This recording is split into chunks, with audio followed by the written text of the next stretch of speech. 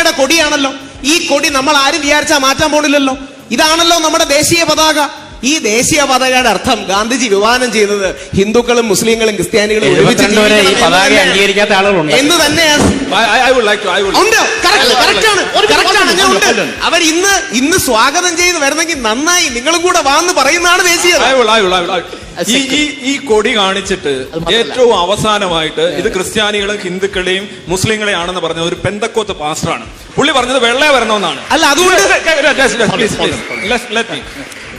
ഇത് മൂന്ന് കമ്മ്യൂണിറ്റി ആണെന്ന് ആരെവിടെ എഴുതി വെച്ചിരിക്കുന്നു? നിങ്ങൾ ഇത് ഉണ്ടാക്കുന്നത് 13/4/1921 യങ് ഇന്ത്യ ഗാന്ധിജി കണ്ടസ്റ്റ് ചെയ്യാം. എന്താ 13/4/1921 യങ് ഇന്ത്യ ഗാന്ധിജി? ആരെഴുതി? ഗാന്ധിജി. ഗാന്ധിജി പറഞ്ഞൊരു കാര്യമുണ്ടോ? നാഷണൽ ഫ്ലാഗിന്റെ ഗാന്ധിജിയെ പോലും രാഷ്ട്രപിതാവായി അംഗീകരിക്കുന്നു. ഇത് അപ്പീൽ ടു അതോറിറ്റിയാണ്. നാഷണൽ ഫ്ലാഗിന്റെ 3 നിറങ്ങൾ 3 മതങ്ങളെയാണ് പ്രതികരിക്കുന്നതെന്ന് ഔദ്യോഗികമായിട്ടോ അല്ലെങ്കിൽ അതിന്റെ ഫ്ലാഗ് കോഡിലോ എവിടെയെങ്കിലും എഴുതിയിട്ടുണ്ടെന്ന് ഞാൻ പറയാം. ഗാന്ധിജി പറഞ്ഞിട്ടുണ്ട്. ഇന്ത്യയുടെ രാഷ്ട്രപിതാവാണെന്ന് എവിടെ എഴുതിയിട്ടില്ല. നമ്മുടെ ജനതയുടെ ആദരവാണ് ഇതിന്റെ രാഷ്ട്രപിതാവ് എന്ന് പറഞ്ഞുകൊണ്ട് തെറ്റാവരൊന്നും കിട്ടിയിട്ടില്ല. അദ്ദേഹം ഒരുപാട് കാര്യങ്ങൾ പറഞ്ഞിട്ടുണ്ട്. അദ്ദേഹം രാഷ്ട്രപിതാവ് എന്ന് പറഞ്ഞാൽ കൊടുക്കാനുള്ള ടൈറ്റിൽ അല്ല.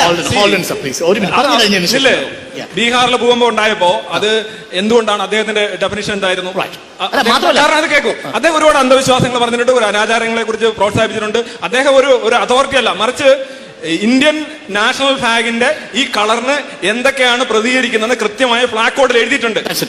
അത് ഈ മതങ്ങളല്ല, അത് മനസ്സിലാക്കുക. അങ്ങനെ കാണിക്കുന്നത് തന്നെ ദേശവിരുദ്ധമാണ്.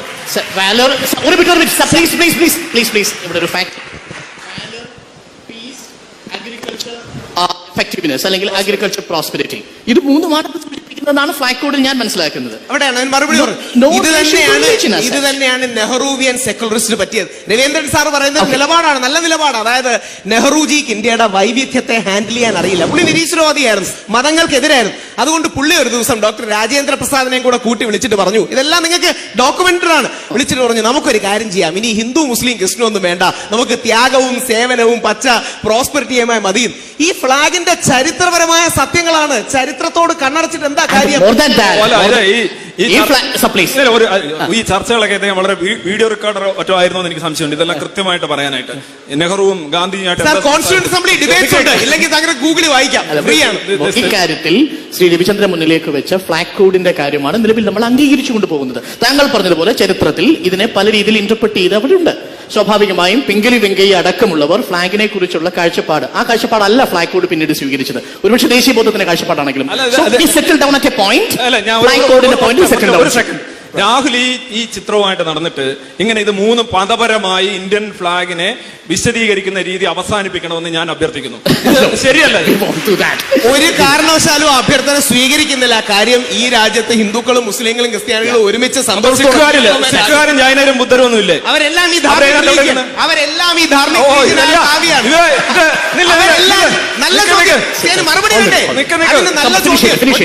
നല്ല ചോദ്യം. സിഖുകാരടക്കം ഈ ധാർമ്മിക് കളറായ സാഫ്രന ഉപയോഗിക്കുന്നത്. അതുകൊണ്ടാണ് ബുദ്ധിസ്റ്റുകളുടെ ഡ്രസ് ഏതാ? പച്ചയാണോ വെള്ളയാണോ മഞ്ഞയാണോ? ബുദ്ധിസ്റ്റുകൾ ഉപയോഗിക്കുന്ന നിങ്ങൾ എന്നെ വിശ്വസിക്കണ്ട, വെറുതെ പോയി കോൺസ്റ്റിറ്റ്യൂന്റ് അസംബ്ലി ഡിബേറ്റ് വായിച്ചു നോക്കിയാൽ കള്ളം പറഞ്ഞാണ് ഈ കപട മതേതരത്വം ഈ രാജ്യത്തെ നശിപ്പിച്ചത്. സിഖുകാരും ജൈനക്കാരും പാഴ്സിക്കാരും എല്ലാം ഇതിനകത്തുണ്ടെന്നാ പറഞ്ഞത്. ഇതിന് ഒറ്റ കാര്യം എനിക്ക് പറയാനുള്ളൂ. വിയറ്റ്നാം കോളനി എന്ന് പറഞ്ഞ ചിത്രത്തിൽ ശങ്കരാടി പറയുന്നുണ്ട് എല്ലാം ഇതിനകത്തുണ്ട്.